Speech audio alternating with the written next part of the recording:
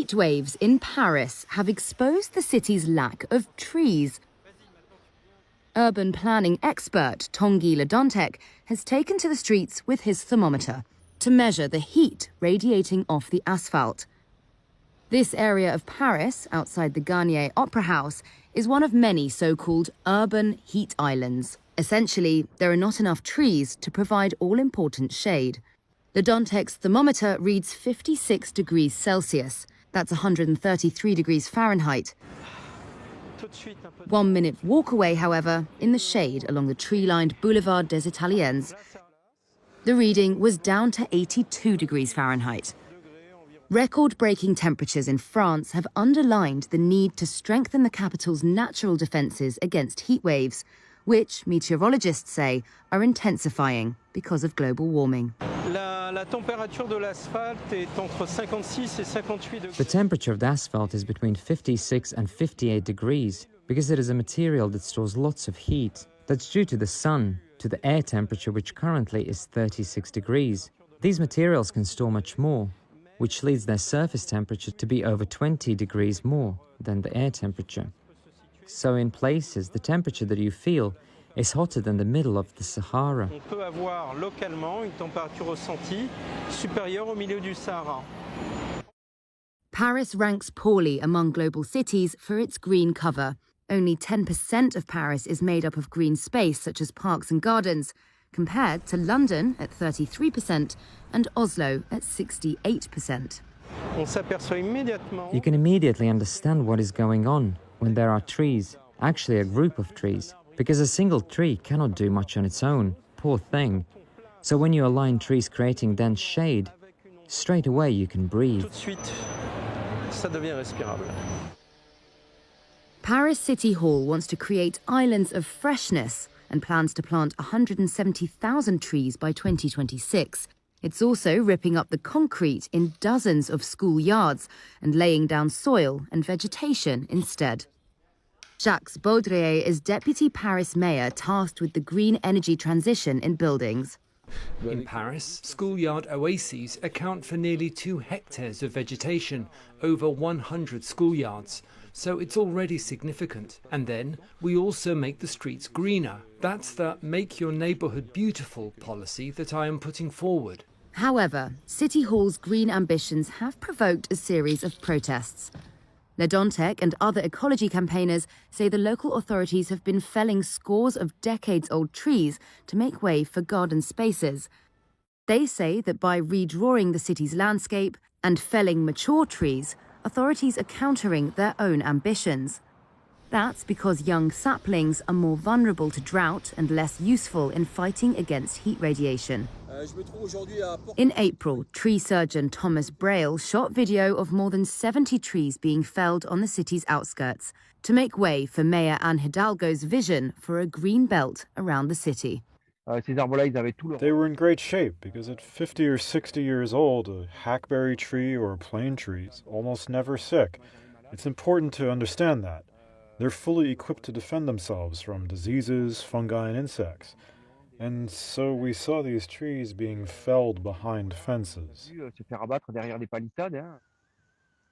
Laut, Salmon berevolusi mengembangkan pompa garam di insangnya, yang memungkinkan mereka pindah dari air payau yang sedikit asin ke air laut sepenuhnya.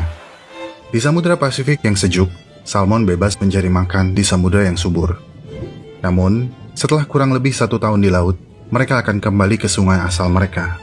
Ini, salmon sepenuhnya menjadi ikan anadromous. Mereka bertelur di air tawar, kemudian bermigrasi ke laut ketika remaja, di mana mereka mencari makan. Waktu mereka menetap di laut berangsur meningkat, mulai dari beberapa bulan hingga selama 5 tahun, bahkan lebih. Sebelum pada akhirnya kembali ke sungai untuk mengubur telur mereka di bawah kerikil, di mana mereka begitu sampai di muara sungai, budayak muda akan menyesuaikan diri lebih baik lagi. Mereka beradaptasi dengan kondisi air baru dan makan sebanyak mungkin untuk memastikan kelangsungan hidup di lautan. Di laut, beberapa salmon tetap berada di perairan pesisir, sementara yang lain segera bermigrasi ke utara untuk mencari makan. Salmon mungkin menghabiskan 1 hingga 7 tahun di lautan.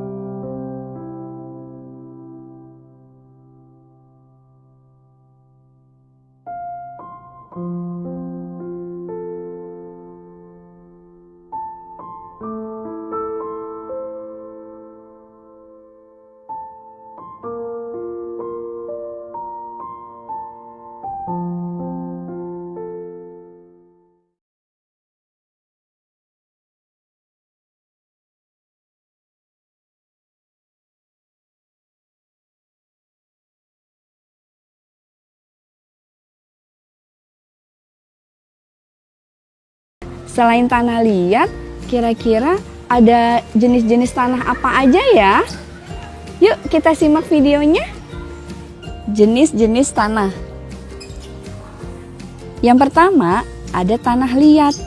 Tanah liat ini sering digunakan teman-teman untuk membuat kreasi di sekolah. Selain itu, tanah liat juga dapat digunakan untuk membuat batu bara, gerabah, genteng, dan masih banyak lagi. Yang kedua, ada tanah humus. Tanah humus ini biasanya terbentuk dari pelapukan-pelapukan daun-daun dan juga batang pohon, serta ada percampuran dari kotoran hewan. Tanah humus ini sangat subur untuk menanam tanaman. Yang ketiga, ada tanah pasir. Tanah ini terbentuk dari batuan-batuan beku, memiliki butiran-butiran besar dan kasar, atau sering juga disebut dengan kerikil. Yang keempat, ada tanah merah atau laterit. Ini adalah jenis tanah yang tidak subur, yang tadinya subur dan kaya akan unsur hara, tetapi unsur hara tersebut hilang karena larut dibawa oleh air hujan.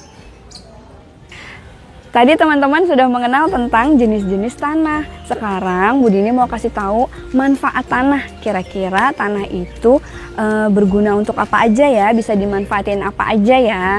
Nah, yang pertama, tanah itu bisa digunakan untuk menanam. Nah, sebelum kita punya pohon yang besar, itu kita menanamnya dengan menggunakan tanah, lalu dikasih bibit, lalu disiram. Insya Allah nanti pohonnya akan tumbuh menjadi subur. Nah, yang kedua, tanah itu sebagai penyerap air hujan. Nah, kalau nggak ada tanah, kira-kira air hujannya bisa apa ya? Nah, iya benar sekali. Kita bisa kena banjir karena tidak ada penyerapan air. Yang ketiga, tanah itu untuk tempat tinggal hewan. Nah, kira-kira hewan apa aja yang tinggal di dalam tanah? Ada cacing, ada semut, dan masih banyak lagi. Yang keempat adalah tanah itu bisa digunakan untuk buat gerabah. Gerabah itu seperti poci, teko, bisa buat genteng atap rumah yang terbuat dari tanah liat, dan juga bisa digunakan untuk batu bara. Oke, tadi itu kita sudah membahas tentang tanah. Ada jenis-jenis tanah dan juga manfaat tanah. Semoga video Bu Dini kali ini bisa menambah pengetahuan teman-teman di rumah ya. Oke, terima kasih atas perhatiannya. Wassalamualaikum warahmatullahi wabarakatuh. Sampai ketemu lagi di video selanjutnya. Dadah.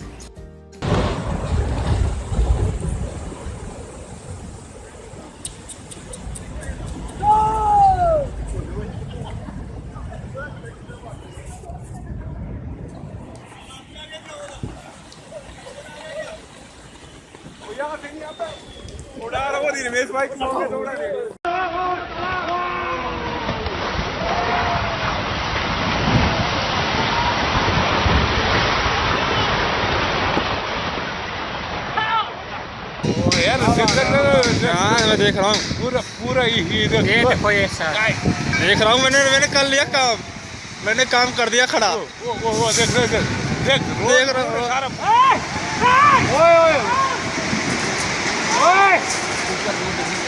Road भी आ रहा है रोड भी आ गया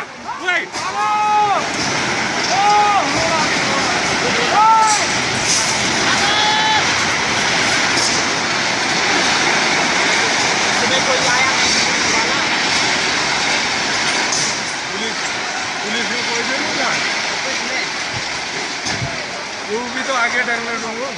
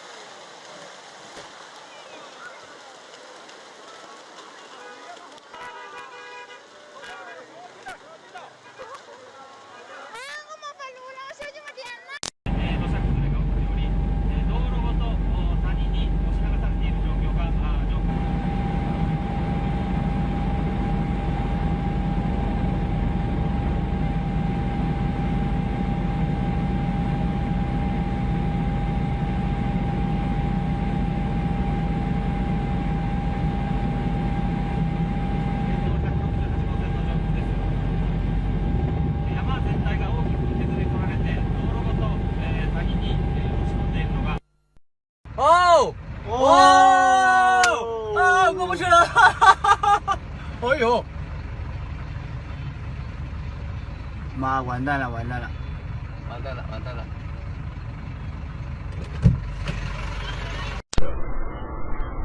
出得我呢啲真係冇嚴重啊！而家要落地啊！哦，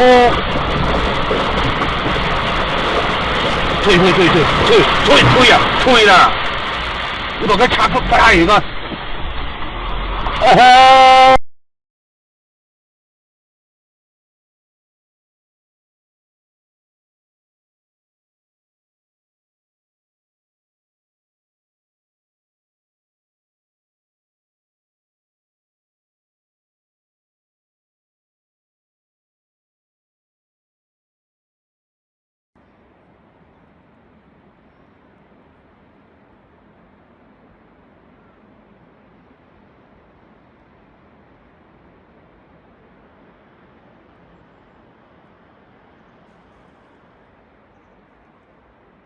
！Warna pink ini namanya garam Himalaya. Garam yang berwarna pink ini diklaim lebih sehat dari garam dapur. Garam dapat diperoleh dengan cara menambang atau menguapkan air laut. Garam Himalaya merah muda adalah garam berwarna merah muda diekstraksi dengan tangan dan diproses secara minimal untuk menghasilkan panenan alami memungkinkan garam Himalaya merah muda memiliki banyak mineral dan elemen lain yang tidak menyantap olahan dari tumbuhan ini, saya selalu mengantuk berat. Katanya sih tumbuhan ini mengandung zat besi yang bisa bikin mata menjadi berat. Katanya, kangkung memiliki nama internasional bayam air. Kangkung tidak berkerabat dekat dengan bayam. Mereka lebih berkerabat dengan ubi manis. Dan ketika berbunga, bunga kangkung mirip dengan bunga morning glory. Itu karena mereka berasal dari famili yang sama, yaitu Convolvulaceae. Tumbuhan yang aslinya dari Cina ini telah dibudidayakan di seluruh Asia dan mendapat tempat spesial di Asia Tenggara. Namun, tidak di negara lain, seperti Amerika. Di sana, warga lokal dilarang menanam kangkung di tanah bebas dan adalah ilegal menanam kangkung tanpa izin di Amerika. Mengapa demikian? Jenis tumbuhan oportunis di lingkungan basah. Mereka tumbuh subur di daerah tropis hingga subtropis. Mereka dapat tumbuh dengan cepat di media manapun selama ada banyak air di sana. Batang dan daun kangkung secara tradisional dipanen muda dan dimasak dengan cepat menggunakan api yang tinggi untuk mendapatkan hasil akhir yang lebih manis, lebih renyah, dan lebih segar. Kangkung memiliki rasa yang ringan, agak sedikit pedas, dengan cita rasa. Sekarang, tengah populer metode menanam kangkung dengan media terapung di atas kolam ikan atau akuarium. Sangat nyaman.